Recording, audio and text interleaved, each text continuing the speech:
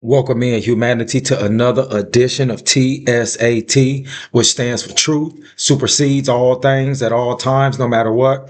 And PFE, which stands for Plan for Everything at All Times, no matter fucking what, family. So welcome on in to this multi-purpose, multifaceted, multinational news channel where I speak and spit the truth, facts, objectivity, and last but not least, reality to humans, niggas. All humans is niggas and all niggas is humans. They're synonymous with each other, niggas and humans, humans and niggas, because the human species is the most demon, devil, Lucifer, Satan, destructive species on planet Earth or any other planet, from what I've read and seen in my reality of my life. All truth. There's no other species on planet Earth that's more mass murder, raping, and torturing than the motherfucking human species. They're the most narcissistic. They're the most psychopath. They're the most all the devilish, demon, devil, Lucifer, Satan things you can say in these human created terms that we use. These are all attributed to humans. That's why humans created the words, because they seen other humans doing it. Anyway, man, I'm going to digress with that, family. We're going to come on in on this Teaching Tuesdays teaching, May the 12th, 2026, just to let you listen in to this video of a woman that said she starved the marriage, then cried when he cheated. I don't know what it is. Let's listen in together, and I'm going to commentate through it to give you my little 1 cent, 2 cent, 3 cent, 100 cent of knowledge and what they call professional opinion on it. Yeah, man, professional opinion. I'm gonna start using these words that y'all love, man. You niggas down here at the bottom as slaves with nothing, paycheck to paycheck, and celebrity worship and social media worship ass niggas and God's religions ass niggas and political party ass niggas down here with you niggas. Yeah, I'm gonna start using these words that you niggas love. You know what I'm saying? Yeah, all these words that you niggas love saying, man, and don't know the meaning, don't know the history of nothing, but you just like to say things because you done heard them on the social media or somebody else said them. Yeah, man, narcissistic and loyalty and morality and all this stuff that you niggas just spat out, and you don't know the motherfucking definition or characteristics because you have none of it. You don't even love self. Before I start this video, I'm gonna say this first and foremost. Nigga, human nigga, humanity. If you do not love self, nothing else matters in your life, because you can't love your kids if you have them. You can't love parents, family, friends, co-workers. If you don't have that love and respect for yourself first, nothing else matters, man. You really nothing in life. And that's what I see people here out here made up in these streets, in these social media streets, and in reality. Made up people. Fake this, fake that, fake this, lying about this, no accountability, no respect for yourself, no love for yourself, and then have the motherfucking audacity to try to demand it from another motherfucker, man. You human niggas need to cut it out. Cut it the fuck out, man. I would say you too grown for that, but niggas ain't too grown. Niggas believe in mythological gods and religions. Political parties that ain't done nothing for them. Social medias where other niggas lie about their relationships and how much money and everything, and niggas sit on there and watch it all day, psychology, psychosis 101, and they try to mirror their life compared to other motherfuckers lying about their life and marriages and relationships. You try to mirror yourself off another motherfucker's lie about what they got and who they with or not. Hey, man, you niggas are smart and intelligent. I'm the dumb, uneducated, short nigga. I understand. I get it, man. You niggas got it. I don't. Have fun at work, nigga, with your bosses and supervisors and your work and slave and indenture servitude mentality. And I'll be dumb and uneducated and short. I'm going to digress, family, before I go all the way off topic today, but it ain't never off topic, because white supremacy, systemic racism, like Mr. Neely Fuller say. If you don't understand racism, white supremacy, what it is and how it works, every motherfucking thing else will confuse you. I'm going to take the motherfucker out real quick because he didn't say motherfucker, but that's what the fuck I said. In education, entertainment, economics, labor, law, politics, religion, sex, war, and counter war. If you can show me black men and women in America and around the world that ain't bound by them areas of activity of the white man or the Arab man's vision and all of them and how they live their life, send me their names, man, so I can look them up, man. Because you niggas like lying. I'm going to digress for real, man. Let's go, man. Let's get it here, get it in, man. Check this out. husband and I were together for 16 years and we are currently going through a separation. And one thing I've been doing in this season is really unpacking where the shit went wrong, because that's how you stop repeating patterns you don't want to relive, right? And one of the biggest things I've been unpacking is intimacy, because for a huge part of my marriage, intimacy was an issue. So very early on, not too long after we got married, there was already this complaint that I never initiated sex. And that was confusing as hell, because in the beginning, baby, we were hot and heavy. We were like damn bunny rabbits, highways, closets, wherever we could make it happen. We was outside acting the fuck up, getting it in. So this was not one of those situations where the chemistry was never there. It was there, but the dynamic changed once the kids came and life got real. And somewhere in that shift, my desire to initiate sex dried all the way up. Now, this is exactly why I encourage couples to enjoy each other as long as they can when they first meet up. The first 2 years of a relationship is the best year. Because if she bring a child in the world, that relationship gonna change forever. That baby gonna come first. Your ass gonna come last, and you gonna be paying for both their ass. So before you shoot the goddamn club up, just keep in mind that you gonna bury your goddamn bedroom life, y'all date nights, all y'all goddamn traveling gonna take a hike, and y'all attraction to each other gonna be over. Carry on. And it wasn't because I hated him. It wasn't because I thought he was unattractive. It wasn't because I never wanted sex at all. I just did not have the desire to start it. And for years, I could not figure out why. That became part of the undercurrent of my entire marriage. Part of the tension, part of the story we were living inside. Part of the thing that kept getting pointed back at me. It was tied to his emotional infidelity. That was one of the reasons why he said he did it. She was denying him access, and that side chick. Did she just speaking a little bit of motherfucking accountability, something that 99% of all nigga humans don't have? Hey man, let's continue, man. My apologies. That he got was missed, all access granted. And now they in divorce court and she on the fence, cause she know that she pushed him away by depriving him pleasure. But at least she got accountability. Carry on. It was one of those issues that quietly kept reinforcing the idea that somehow this was my fault. And for the longest time, I believed that. I thought maybe my hormones got weird after kids. Maybe my body image was messed up. Maybe I just wasn't as sexual as I thought I was. Because the confusing part was I was still attracted to this man. That's what had me fucked up. I did not think he was ugly. I wasn't turned off by him, technically. If sex got started, I could get into it. Sis could get there. But the desire to initiate it, damn near non-existent. And that gap between attraction and desire confused the hell out of me for years. And I think this is where a lot of people get lost, men and women. Because a lot of men have heard some version of sex starts in the mind for women. You've heard that, right? Women need emotional connection to want sex. And I think that phrase gets thrown around all the time, but not enough people really understand what it means. Hell, I don't even think a lot of women understand it while they're living it, because I didn't. So once I got some distance and I started really looking at my marriage differently, I got fascinated by the question. Like, okay, what the hell was actually happening here? So I started digging. I talked to my therapist about it. I started researching. I started trying to understand attraction, desire, nervous system stuff, relationship dynamics. Did you say you started researching? Start trying to find the motherfucking truth? Man, I'm just gonna tell you, most human niggas ain't doing that. That's when you lost most nigga humans, when you talk about you researching, educating and medicating yourself on truth, fact, reality, logic, and objectivity. Niggas ain't trying to do that, man. Niggas is TikTok and Facebook and Instagram scholars and models and rich motherfuckers and having great relationships all they fucking life, man. Man, come on. Research for real. We not doing that. Niggas ain't doing that. Nigga humans ain't doing that, man. Niggas got microwave education. I digress. Keep going. All of it. And one of the biggest things I came to understand is this. Being attracted to somebody is not the same as desiring them. It's just like liking somebody ain't the same as loving somebody. See, I could love somebody and still don't like them. But if I like you, I like to be around you. I like the experience that you bring to me. I like to see you more often. I like to sleep with you. But love is conditional. Only God got the power to love unconditionally. God ain't real, sir. Mr. Nino Brown says, that's a human created thing, man. If you still believing in this God, man, maybe you need some therapy too. Respect and love always, though. And this woman didn't desire her husband no more because their marriage ran its course when that baby came. When she started pushing out them goddamn kids, because if God, by your own admission, was there, he wouldn't have that woman not wanting to fuck her husband.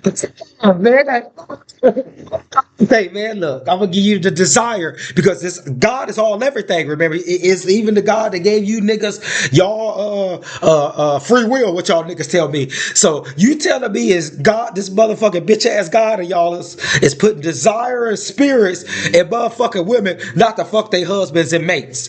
That's what the desire, this all everything God is. It's everything, right? So this all everything God is putting desire and bitches around the world not to fucking suck their husband. Hey man, that's what it is. And putting desire in niggas to cheat on their motherfucking wives and girlfriends, and women to cheat on their husbands and boyfriends. That's what this is, desires that this motherfucking God is giving out to nigga humans on planet Earth. Man, I don't want to be a part of no God is giving out them motherfucking desires. I digress. Keep it going, man. She ain't want no more. And she was battling postpartum depression, and that could come at any age. They could be 14 and it just start kicking in. And she also was battling her emotions and internal demons that caused her to. So could this all everything God stop all of this stuff, man? That all these things, bad terms and stuff that you and everybody else saying that human niggas is going through. This all everything God can cut all that short in a millisecond, could it? Because it's all everything, right? But it won't. Hey man, this God is I guess by y'all standards, it's like living a reality show every second of every day while watching human niggas humans. Hey man, you niggas got it, man. You and your God, man. To push dude to another woman. Carry on. And I need women to hear that especially, because attraction can still be there. You can look at a man and know he's fine. You can still think he look good. You can still enjoy sex once it starts. That does not automatically mean desire is alive and well. Desire is different. Desire is shaped by how you experience that person in your real everyday life. Do I feel safe with you? Do I feel supported by you? Do I feel seen by you? Do I get to relax with you? Or do I feel like I have to stay on top of everything with you? That part matters a lot. And when I started being honest with myself, I realized that very early in my marriage, especially after the kids came, the dynamic changed. Things weren't fun anymore. I stopped experiencing my husband like somebody I could really depend on and settle into. And I started experiencing him like another person I had to keep up with, another person I had to remind. One thing I could tell you, family, is men and women. If you feel like your other half is controlling you, you have no life, the only time you have fun and laugh and giggle and can so-called be yourself is when you're not around that other person, I'm going to keep it all the way G with you. You might want to go ahead and let that other person go. I'm just going to be all the way real. This is reality 101, man. If you can be happy and smile and giggle and laugh and chuckle and have all of them things when you ain't around the person that you so-called love and married to, it's probably time to go ahead and let that go, man. I just go put that out there in the streets, man. You get mad at that, but if not, you're going to live a whole fucking life of misery and mad and regrets. This thing that this God allows you niggas to have. I will digress. Keep it going. Another person I had to manage around, another person I had to compensate for, another person whose gaps and inconsistencies were landing right back in my lap. So it sounds like this man that she with used to do everything for her. But time brought kids to the relationship, and it also brought stress from the mouth that they had to feed at this point. And that man started to age, and he started looking at her independency at times. And that kind of pressure made you lose desire. That means you were selfish and entitled the whole goddamn time. Ain't no other reason you can feel like that when you signed up. Did you say selfish and entitlement the whole time? You move that God out the way, nigga, around that fake mythological God you believe in, nigga. You might be all right talking about what you just said, man. You own to something, man. You got a little bit of PhD in common sense up in you, I see. Go ahead, brother. To be a wife. Carry on. And listen, that changes things, because it is very hard to feel turned on by somebody you are low-key mothering. I'm just going to say it. It is very hard to feel desire for somebody who feels like another responsibility. Those two things do not. So she started treating her husband like he was a child, like he was her child. Not like a grown-ass motherfucking man that probably was paying majority, if not all, of the motherfucking bills. Still a child in her motherfucking eyes. So how can you get sexually aroused with a motherfucker? You look at a motherfucker as a childlike figure like your other kids. For real, how can you get sexually aroused? That's crazy. That's kind of sickening if you is getting aroused at motherfucker you look at as a childlike person. That's kind of sickening, man. So, hey, man. I'm gonna digress. I can go ahead, man. Not go well together, because when you're in that mode, you're not softened. You don't feel pink. You don't feel open. You're alert. So he never feel like an adult to you when he was paying majority or all the bills. He never at them times. Every time the bills came up, he paid majority of them. He never felt like a man to you then. Well, you like, I'm gonna give you some right there because he paid almost all the bills, man. So I'm gonna go ahead and give you some because in this little short period of time, I look at him as a man when he paid all the bills or majority of the bills. No, hey man, just asking. You know what I'm saying? They just make it up, Tired, man. you're managing, you're carrying, and over time, I really think my body responded to that. Not because something was wrong with me, but because the dynamic itself was drying desire up. Then you add in the depletion, the constant pouring out that I was doing, the feeling that not much was getting poured back into me, the lack of real curiosity about my inner world, the lack of being made to feel desirable, especially as my body changed after having kids. And now intimacy does not feel like some beautiful point of connection. Now it starts feeling like one more damn thing, one more thing on the list, one more thing somebody wants from you, one more thing to manage before it becomes a problem later. Now I'm wondering if this man about 20 to 30 years older than her, because the way she make it sound, she turned into his caretaker, CNA wife. But something not adding up. Cause they was together over 13 years and he's still outside. That mean that mushroom tip still getting up cause he's still outside looking for some milkshake. I need to hear the husband side of the story. Me too. Carry on. And if I'm being all the way real, cause y'all know I'm gonna do that. When you get the husband side of the story, sir, that's when you're gonna get probably the closest to the truth. Because women she's giving good, pretty decent accountability, but women deal with motion and their feelings more than anything else. And men, not all men, but most men have at least a certain level of logic. But logic and women don't go together, man. Most 98% of most women on planet Earth has no logic at all. Just gonna keep it a G. In my professional opinion now. Go ahead. There were times sex felt transactional as hell. Like something I needed to do so this would not turn into a bigger issue. Something I needed to do so he wouldn't go looking somewhere else. That didn't work. Sir, she didn't fuck with you really like that. I'm just gonna put that out there. You was there for the financial stability of her, and that was really about it, man. She was getting her intimacy and love from another nigga somewhere else, whether it's at the job, whether it's sneaking off when she said she going to get groceries and this and that. Yeah, she was getting from somebody else. I'm just letting you know, brother. It's so you know, man. It's my professional opinion again.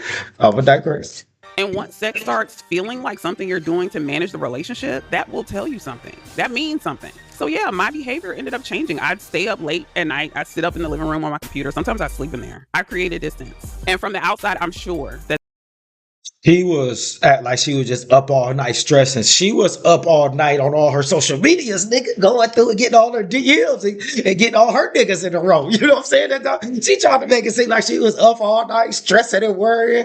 Nigga, that motherfucking Brown was up all night, nigga, on social media sites. Like, yeah, nigga, I got it. Yeah, this nigga almost out the house. You know what I'm saying? I'm gonna get down, listen on.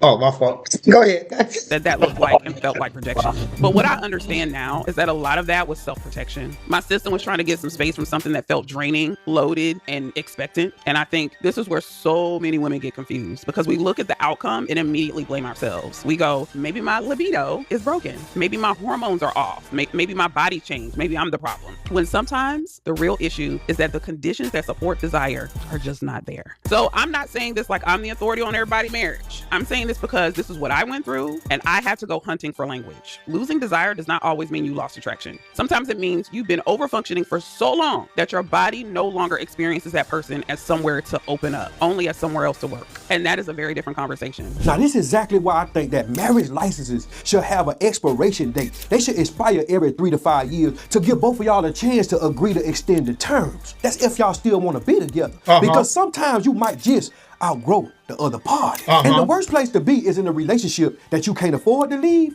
or one that you can't stand, but you can't stand to leave because of the goddamn terms of the goddamn contract agreement. But y'all comment below what y'all think. And to end with this video today on Teaching Tuesday, Tuesday's Teaching Family, truth supersedes all things at all motherfucking times, no matter what, is in cases, family, you have to understand one thing he said right here at the end is sometimes people do grow apart, the way they think, the way they act, what they like and what they don't like no more. And some people grow apart. It just happens in life, man. It is what it is, man. Some people stay stagnant and some people try to get actually mature. You know what I'm saying? Or some people both mature and just go both ways, or the opposite. It can go any way, but how you ever looking at the dynamics, you can grow apart. So that's one thing with brother. Who wife was just speaking, man. Yeah, she ain't really fuck with you.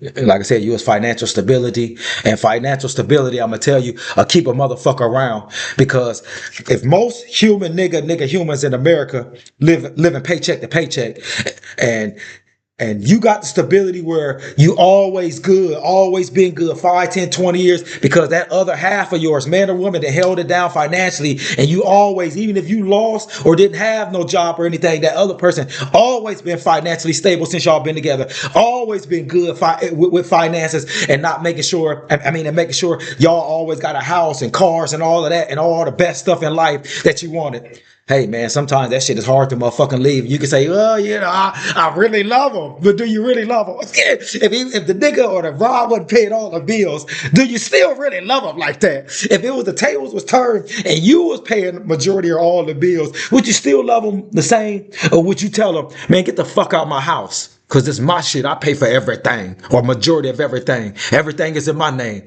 Hey man. That's all I got to say. I'm going to digress on this Teaching Tuesday. Y'all be safe out there, man, and continue praying the shit y'all niggas doing.